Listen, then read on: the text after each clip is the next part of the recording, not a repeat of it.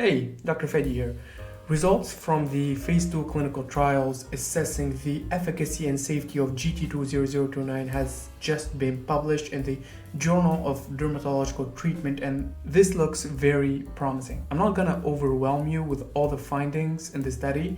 I took the time to read it and analyze it, and I'm gonna share with you all the important numbers that you need to know, like how efficacious was the treatment after 6 weeks and then 12 weeks of treatment, how many patients had side effects including decrease in testosterone levels, and what this means for the safety of the drug. I'm also going to share with you the estimated release date of Gt20029 if everything goes well with the phase 3 clinical trials.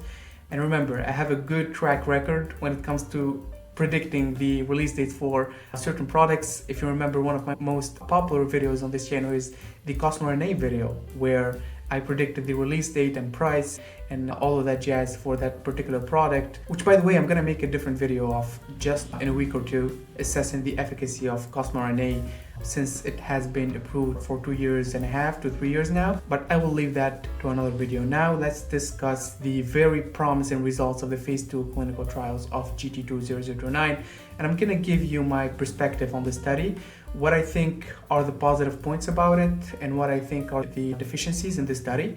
And I'm also going to mention a couple of words about the phase 3 clinical trial. But before that, I have very exciting news. I finally resumed my meeting service. And so because I had a busy schedule during internship, I couldn't really continue doing that. But now you can again go to the link in the description and book your one-on-one meeting with me. It's gonna be a video call, and we're gonna be talking about your hair loss, and we're gonna craft a strategy for your individual type of hair loss. You're also gonna have the chance to ask me questions about some treatments or molecules in development. And so I'm gonna help guide you in this hair loss journey, whether you're a fan of this channel, you're one of the OGs, which we're watching since 2022, or you're a person who just started having hair loss and just discovered my channel. So that's it. Let's jump into the Gt20029 study. So this was a multicenter, randomized, double-blinded, placebo-controlled phase 2 trial evaluating the efficacy and safety of topical Gt20029. And if any one of you is wondering, Gt20029 is applied in a spray form, about 1 milliliter per application, just like minoxidil, and it has this transparent to yellowish color. And so the study was conducted in China from April 2023 to April 2024.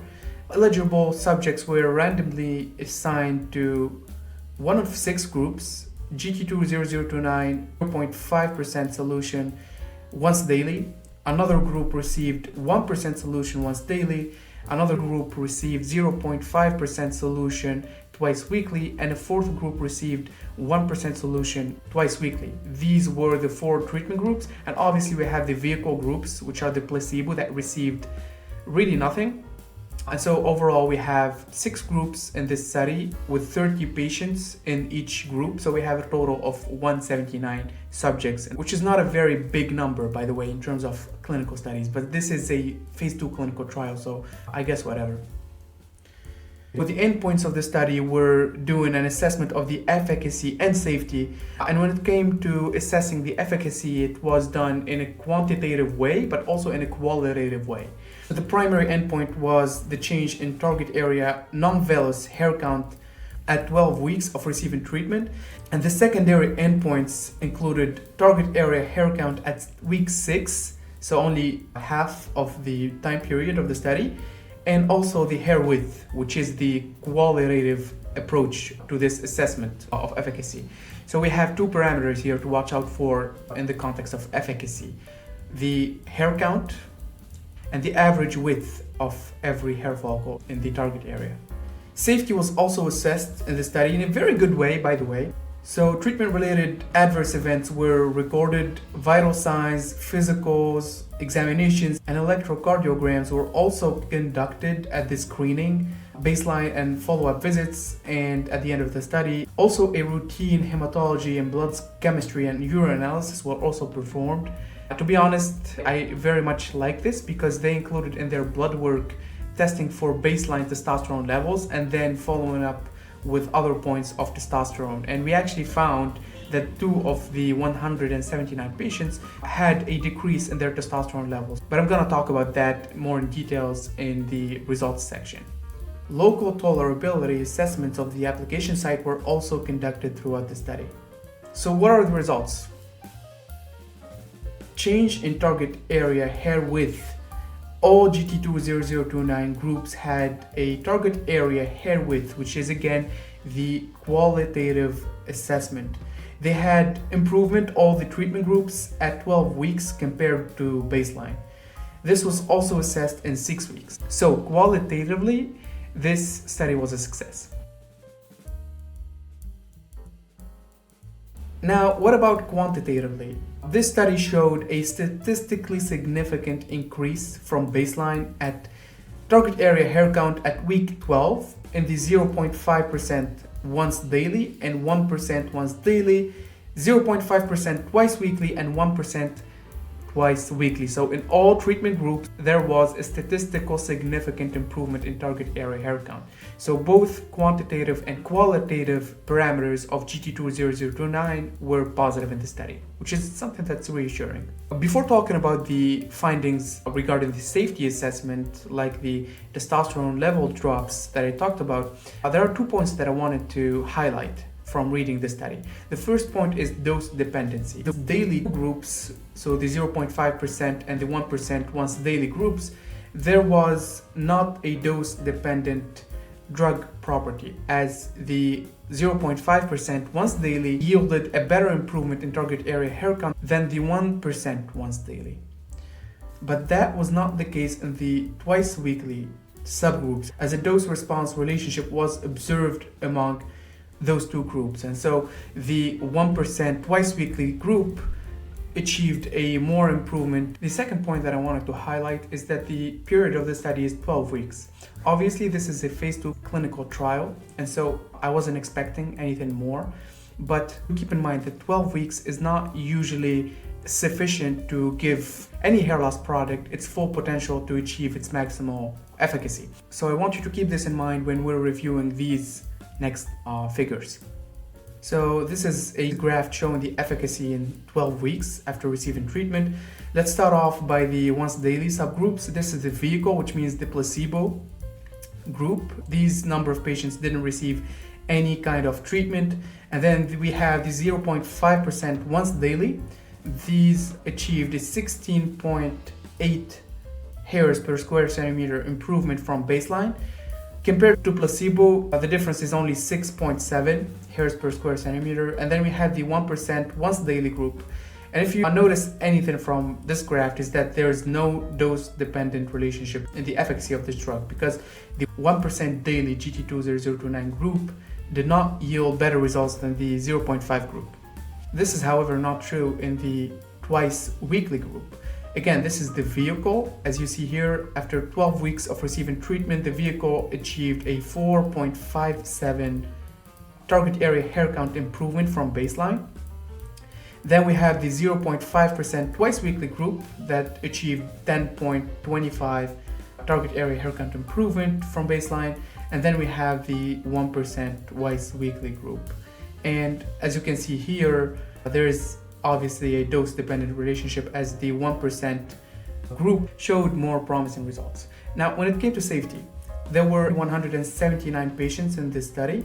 Among them, 91 patients experienced at least one treatment-related adverse event. The percentage in the active group was similar to that in a matched placebo group. And what this actually means is that we can most likely, from this data, attribute those particular side effects to the nocebo effect, as a lot of patients, when they receive anything on their scalp, it can even be water, and they think that particular thing they received is a treatment with some potential side effects. They can psychologically create these illusions in their head and actually hallucinate themselves into thinking that they have side effects. We call this the nocebo effect, and we can distinguish this from real side effects by making a control group or a placebo group. One group that received the actual treatment is assessed for any side effects, and then we assess the proportion or the percentage of those same side effects in the placebo group. And if those two numbers are similar, that most likely means that this is a case of a psychological thing rather than an actual side effect of the treatment itself. And so this was obviously the case in the Gt20029 phase 2 trial, according to the authors.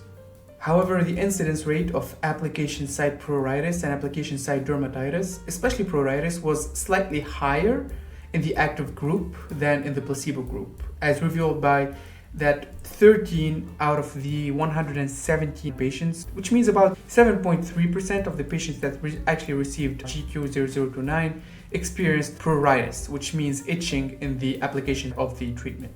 Hormone tests revealed average serum testosterone levels within normal range that were comparable between groups. 2 subjects experienced decreased blood testosterone with grade 1, but neither required dose adjustment. However, these 2 male patients were obese, affecting testosterone levels, and so the authors are basically here attributing the decrease in testosterone levels during the study after receiving the treatment Gt20029 to the fact that these 2 patients that had this adverse event were obese, which is biologically plausible to explain this decrease in testosterone levels.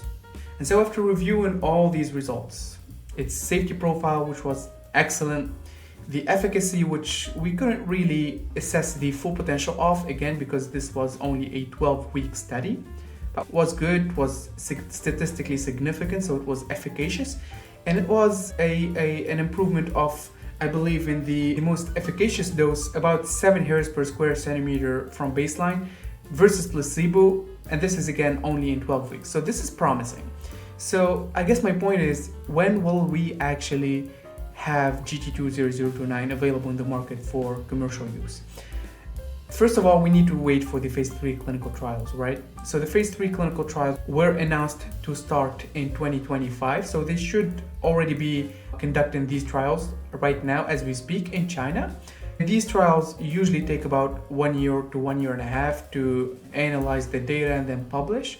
Hopefully we'll get a press report by early 2026, and then we will know for sure whether these promising results in the efficacy and safety profiles will translate into that phase 3 trial. If we could make an estimate, when will we receive Gt20029?